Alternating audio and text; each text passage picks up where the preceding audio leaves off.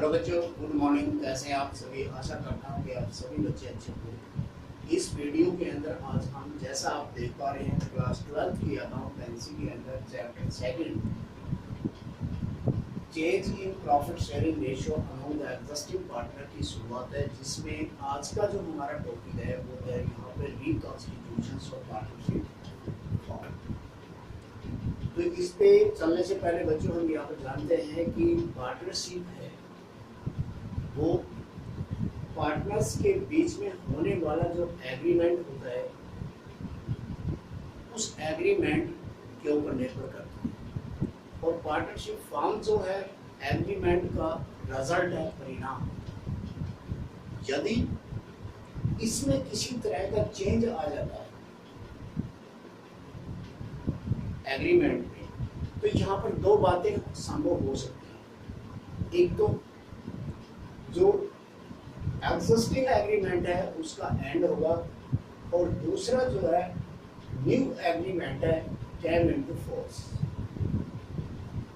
दूसरी तरफ जो पार्टनर्स हैं उनके जो रिलेशनशिप है उसके अंदर भी क्या चेंज देखने को मिलेगी, लेकिन यहाँ पे जो फर्म है वो कंटिन्यू चलती रहेगी, और जो ये स्थिति होगी उस स्थिति को हम रिकॉन्स्टिट्यूशंस ऑफ पार्टनरशिप फॉर्म के रूप में देखते हैं।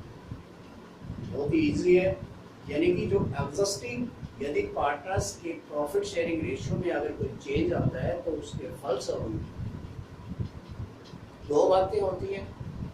एक तो एंड ऑफ द एग्जिस्टिंग जो एग्रीमेंट है वो हो जाता है, दूसरा न्यू एग्रीमेंट है वो उसकी पेमेंट टू फोर्स आ जाता है, और इसके साथ साथ जो पार्टनर्स होते हैं उनकी जो रिलेशनशिप है उनके बीच में आपस में वो उसमें चेंज देखने को मिलता है, लेकिन फर्म है वो कंटिन्यू बनी रहती है।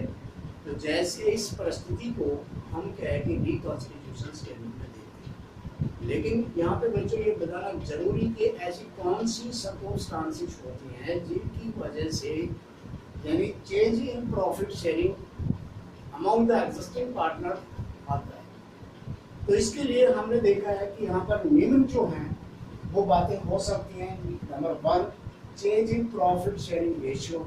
अगर प्रॉफिट शेयरिंग रेशियो किसी कारण से चेंज करना पड़ जाता है तो उस स्थिति में भी रिकॉन्स्टिट्यूशंस ऑफ पार्टनरशिप करना पड़ जाता है। दूसरी बात क्या आती है कि यदि कोई पार्टनर्स को एडमिशन लेना जरूरी हो जाता है फर्म के लिए सभी पार्टनर की सहमति से, तो उस अवस्था में भी प्रॉफिट शेयरिंग रेशियो में चेंज हो जाएगा, लेकिन फर्म है वो कंटिन्यू चलती रहेगी नए पार्टनर के आने से पर भी।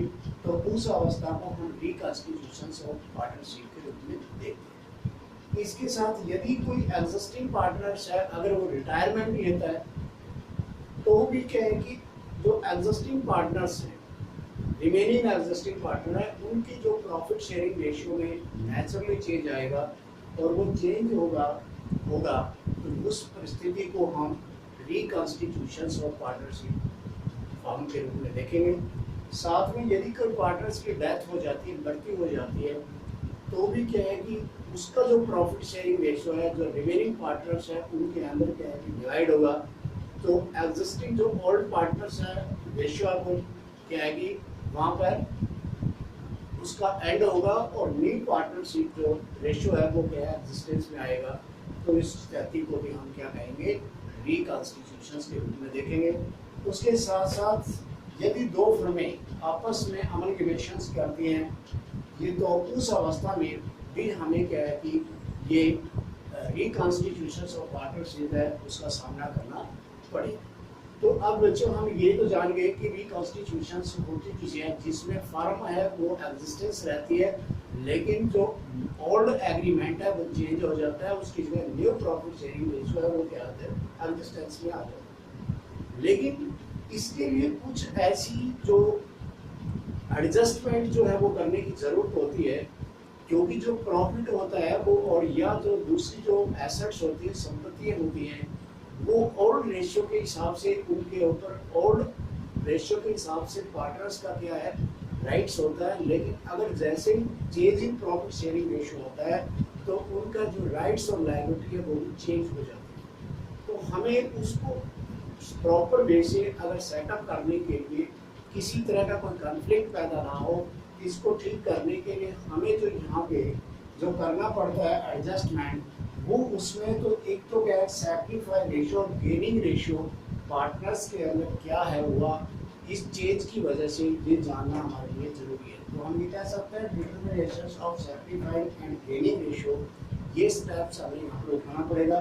दूसरा जो गुडविल है उसकी अकाउंटिंग करनी पड़ेगी, यानी गुडविल के बेस के ऊपर ही जो सैक्रिफाई करेगा उसको कंपनसेट किया जाएगा और जो गेनिंग करेगा उससे चार्ज किया जाएगा, जो चेंज के फलस्वरूप जो होगा। उसके बाद में हम देखते हैं accounting treatment of reserve and accumulative profit, क्योंकि जो रिजर्व और एक्युमुलेटिव प्रॉफिट जो फर्म ने कमाया या अर्जित किया वो क्या है कि ओल्ड रेशियो में उन पार्टनर्स का राइट्स है, लेकिन अब है प्रॉफिट शेयरिंग रेशियो अगर चेंज हो जाता है तो उस अवस्था में इसको ओल्ड रेशियो के अकॉर्डिंग हमें यहाँ पर उसकी अकाउंटिंग जो ट्रीटमेंट है वो करना जरूरी हो जाता है। तो ये भी हम करेंगे। नंबर 4 के अंदर accounting of revaluation of assets and liabilities. क्यों? क्योंकि ये हम जानते हैं कि जो प्रॉफिट शेयरिंग पार्टनर्स का होता है उनका एसेट्स और लायबिलिटी के अंदर है उनका क्या है उतना ही शेयर्स होता है। तो इसके लिए अगर प्रॉफिट शेयरिंग रेशियो चेंज होता है तो इनका रीवैल्यूएशन करना भी एसेट्स और लायबिलिटी का जरूरी होता है। इसके साथ साथ एंड में हमें क्या है कि एडजस्टमेंट और फैक्टर करना होता है कि ताकि जो सभी का जो रिजल्ट है वो किसके ऊपर पड़ेगा, इफेक्ट इन सभी चेंजेस का वो कैपिटल के ऊपर पड़ेगा। तो न्यू एडजस्टमेंट ऑफ कैपिटल हमें करनी पड़ेगी, जिसका कि हमने नेक्स्ट वीडियो के अंदर इसका बाय स्टेप है, इसका डिटेल में हम स्टडी करेंगे। यदि वीडियो आपको पसंद आती है तो इसको लाइक और सब्सक्राइब करें। मेरे को उम्मीद है कि इससे आपको काफ़ी बेनिफिट मिलेगा ये समझने के लिए कि रिकॉन्स्टिट्यूशन ऑफ पार्टनरशिप फॉर्म किसे कहते हैं और इसके किस प्रकार से इसकी कौन कौन से सर्कमस्टांसेस में ये करने की ज़रूरत होती है। तो न्यू वीडियो के साथ मिलेंगे, तब तक के लिए thanks, have a nice day.